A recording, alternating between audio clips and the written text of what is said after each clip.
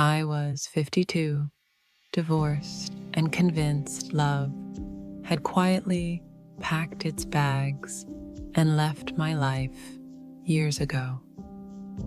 I had kissed men, married one, buried dreams, but nothing prepared me for what I felt when she touched my hand.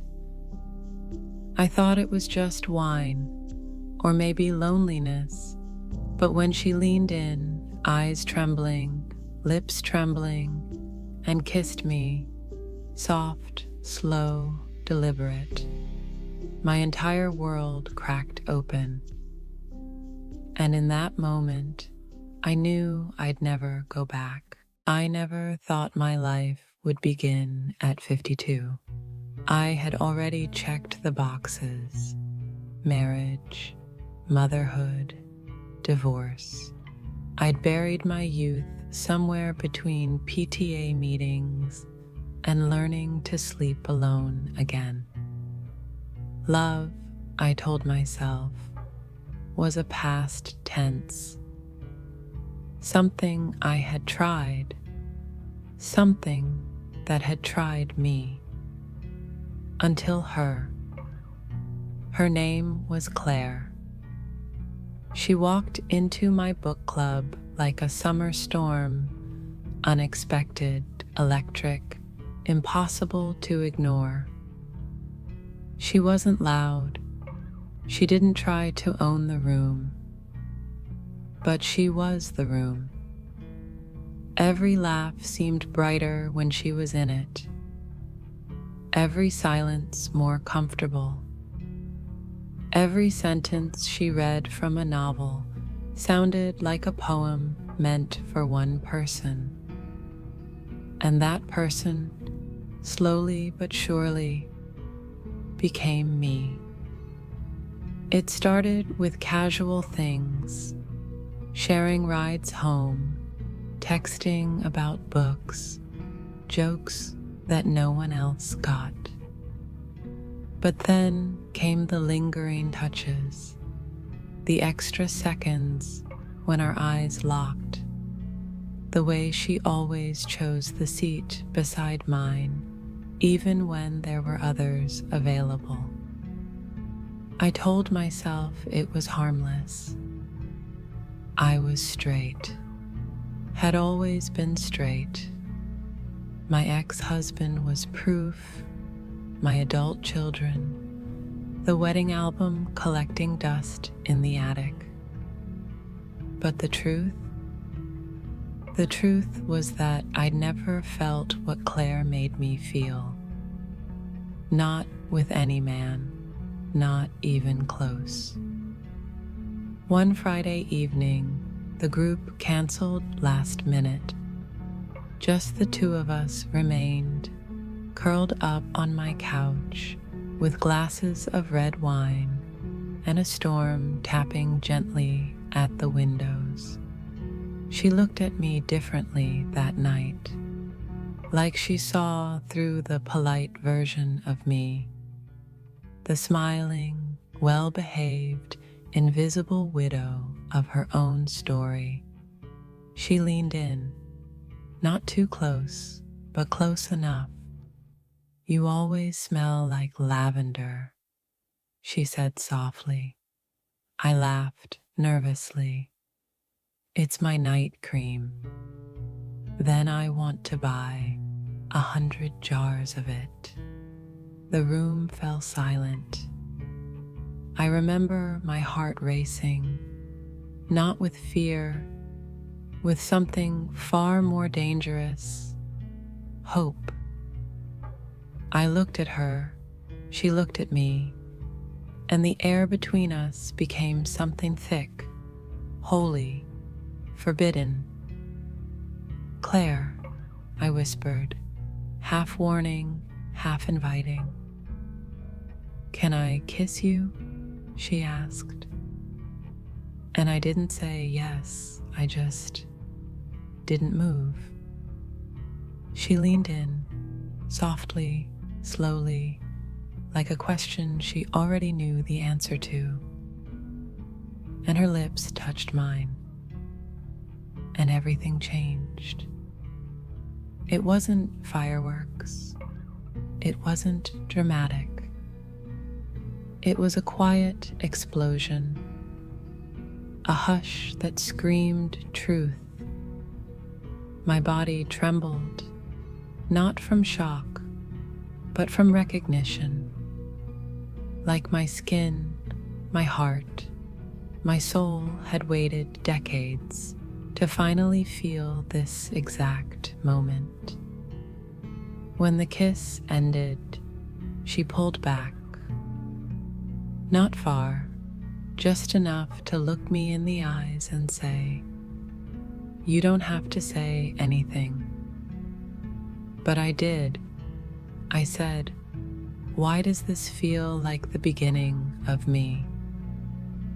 She smiled with something deep and knowing, because maybe it is. That night, after she left, I sat alone on the same couch and touched my lips like they were borrowed, like I was a stranger to myself. And maybe I was. Maybe the woman I had always been was finally crawling out from under the decades of expectations, rules, and roles. And she was not quiet, and she was not afraid, and she was in love. The morning after our kiss, everything looked louder. The sunlight through my curtains was golden in a way it had never been before. My coffee tasted warmer. The silence of the house, usually heavy and lonely, felt almost sacred. I stared at my reflection for a long time, wondering how a single kiss could rearrange a lifetime of beliefs. But it had. I had kissed a woman, and not just any woman, Claire. And it wasn't just a kiss, it was permission.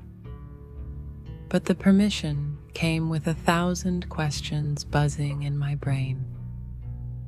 What does this mean? Was it real for her? Was it real for me? And the most terrifying of all, what if I want more? I hadn't told a soul, not my sister, not my therapist, not even my pillow. It felt too big, too sacred, too raw to say out loud. Claire texted around noon. "How are you?" I stared at the screen, smiling like a teenager. My fingers hovered for a moment before typing back. Floating, you? Her reply was immediate. Still tasting lavender. My heart flipped. We met again that Tuesday.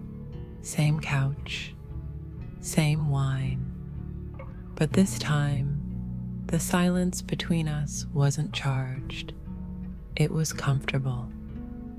That somehow was even more intimate. "Do you regret it?" I asked. Claire shook her head. "No, but I regret waiting so long to do it." I looked at her hands resting on her knees, close to mine. Everything in me wanted it to reach over, but something old inside still held me back. "Claire, this is all new to me." "I know," she said. "It's okay." I took a breath. I spent 30 years trying to be the right kind of wife, the right kind of mother.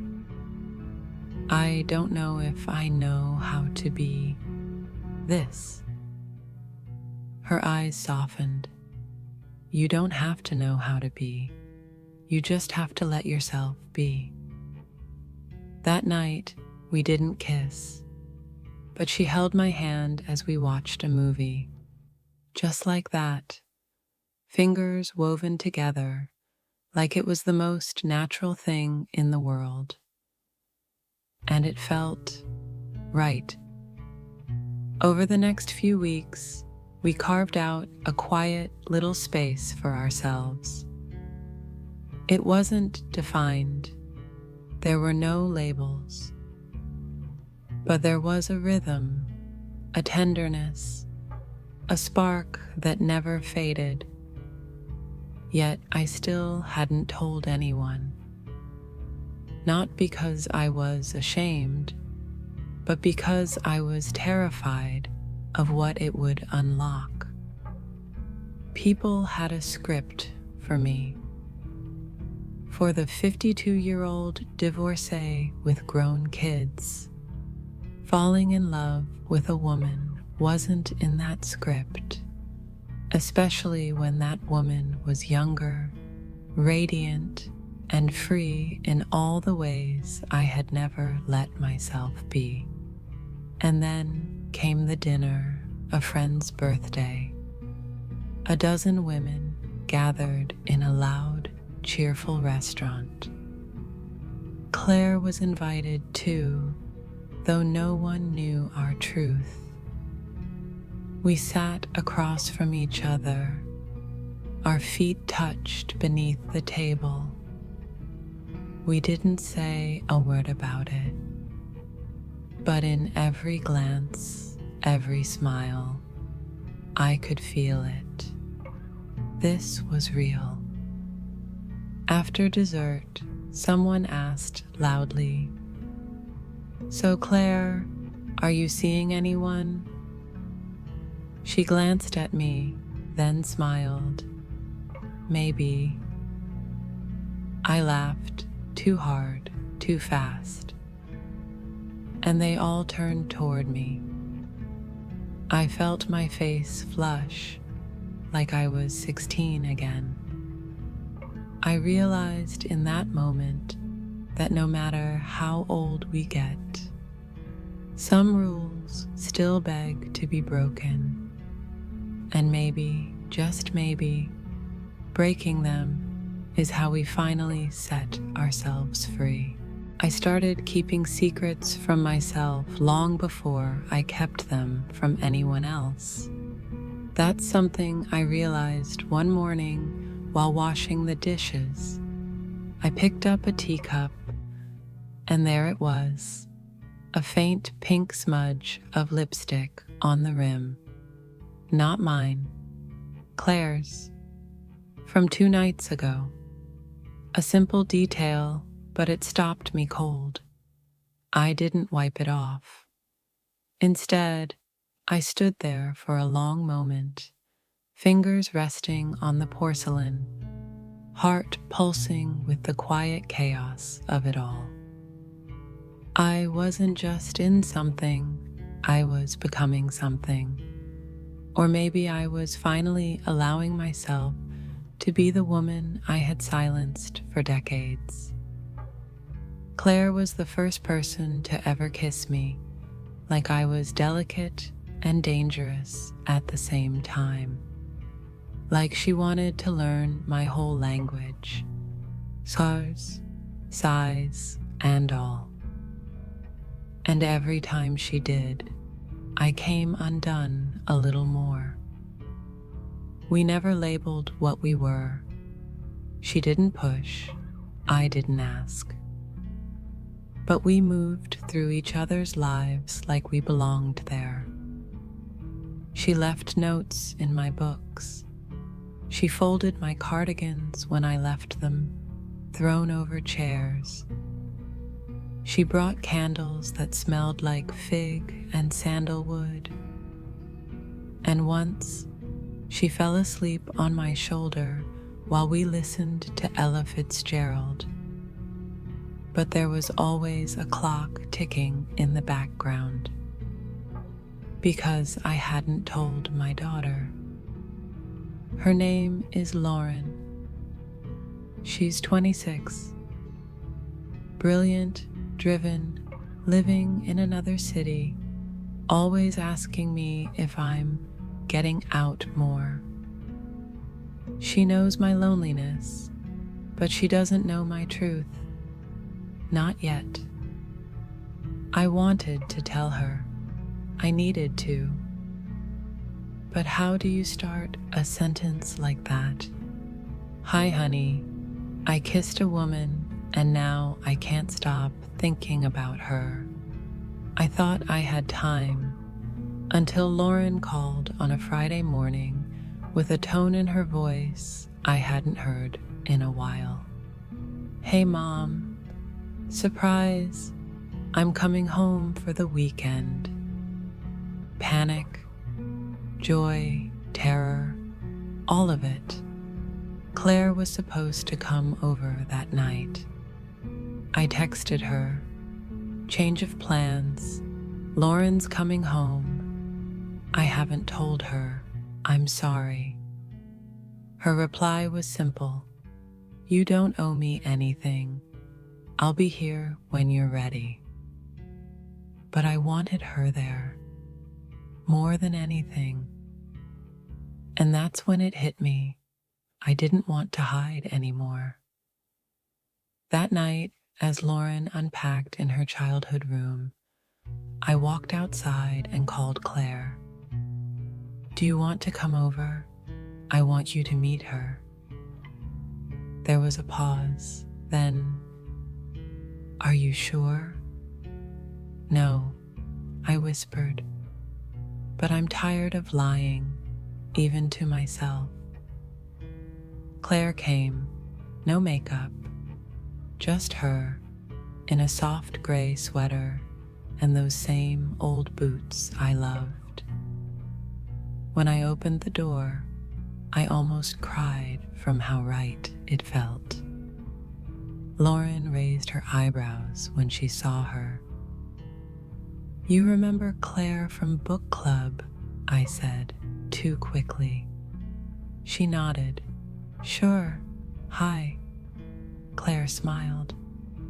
Hi, it's nice to see you again. I could feel the tension like a rope pulled tight. I had to cut it. So I said it, right there in the kitchen. Lauren, Claire and I are seeing each other. Silence. Long, uncomfortable, holding its breath silence. Then Lauren blinked. Okay. Wow. Okay. She looked at Claire, then at me, and smiled. About time you dated someone hot. I laughed. Claire laughed. And the rope snapped, not in pain, but in relief. That night, when Claire handed me tea, I noticed her lipstick on the rim again. This time, I drank from it, slowly, deliberately, and smiled into the cup because I had stopped hiding and I was finally home. Love doesn't always arrive like lightning. Sometimes it shows up with the sound of soft footsteps in your hallway, the smell of coffee being made by someone who already knows how you like it, a hand on your back as you lean over the sink, a book left open on the page you stopped at. That was Claire. After Lauren's visit, something shifted inside me. It wasn't just about being seen anymore. It was about claiming it, claiming her, claiming myself. And once I stopped apologizing to the world for being happy, I realized how much of my life had been spent in a quiet performance, polite, predictable, approved. But with Claire, I didn't need permission. Still, there were moments we didn't talk about. Not because we couldn't, because we didn't know how.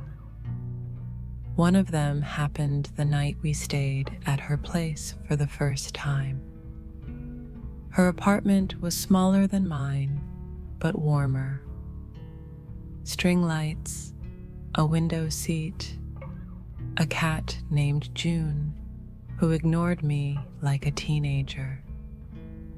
She lit candles, played old soul music, opened wine. We danced in the kitchen, barefoot, laughing, spinning. I hadn't danced in years. And suddenly there I was, 52 and weightless, held by a woman who looked at me like I was made of stories she couldn't wait to read. When our bodies finally stilled, our foreheads touched. "I never imagined this," I whispered. Claire brushed her fingers down my cheek. "I did. I just didn't think I'd find you." Later that night, when we lay in bed, clothes on, limbs tangled, I stared at the ceiling and whispered a question I didn't mean to ask out loud. "Do you think it's too late for us?" Claire turned to me. Her voice was steady. "It's never too late to come home to yourself." I cried. Not because I was sad, but because I finally understood how long I'd been lonely. Not everything was perfect.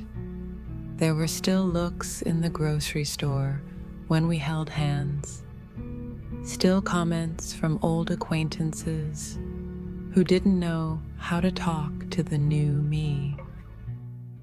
My ex-husband sent a cold message after Lauren told him, "I hope you find whatever you think you're looking for."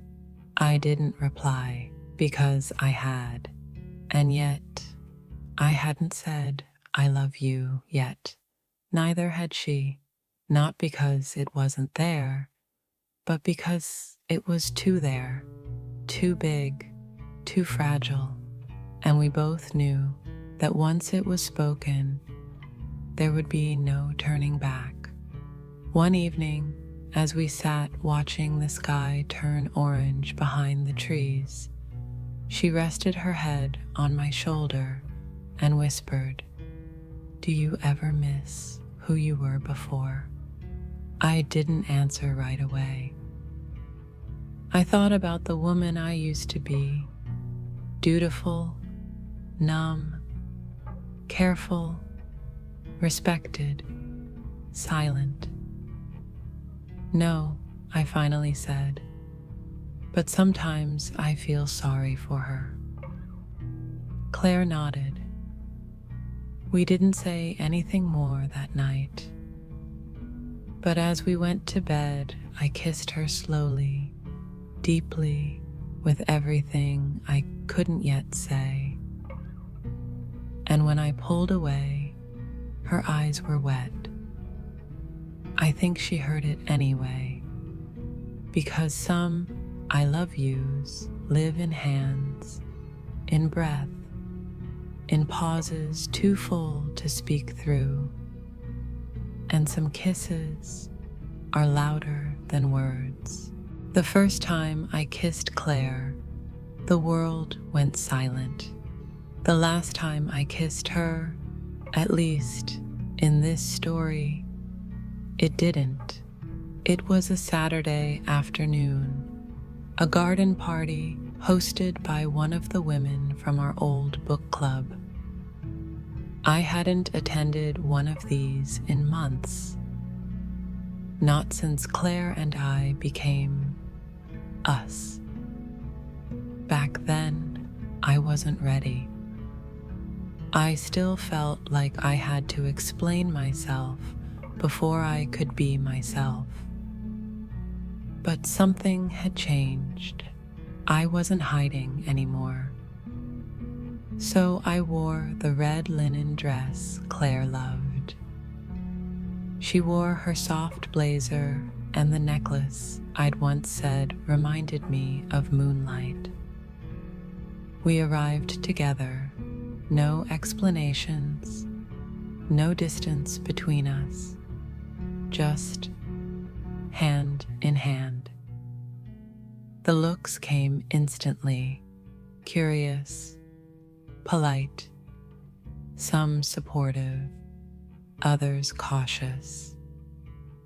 But I smiled through all of them because Claire's thumb was gently rubbing the back of my hand, and that was the only truth I needed.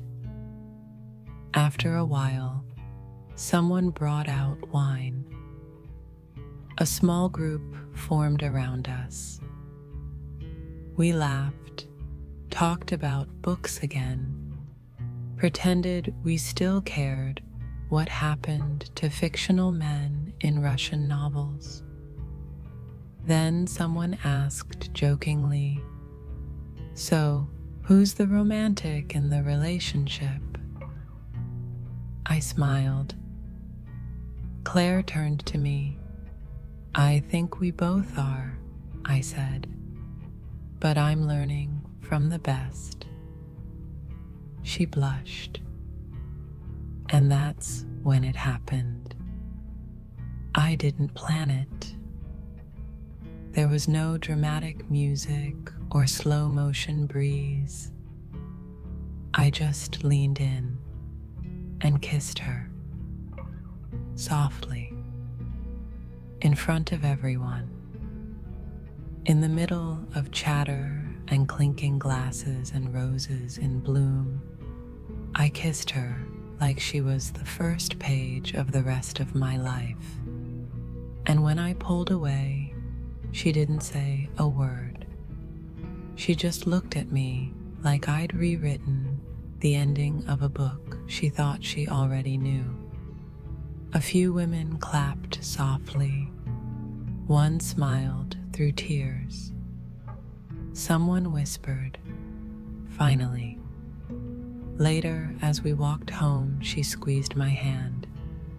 "You kissed me in public." I did. Why? I stopped walking because I wanted them to see what love at 52 looks like. Not perfect, not polished, just real. She leaned her forehead against mine. "I love you," she said. I didn't hesitate. "I love you too." And there it was. No fear, no shame, just truth. The woman I used to be would never have believed this ending. But maybe that's because she hadn't met Claire yet. Or maybe she was always inside me, waiting for the right hand to reach out and say, "Come home."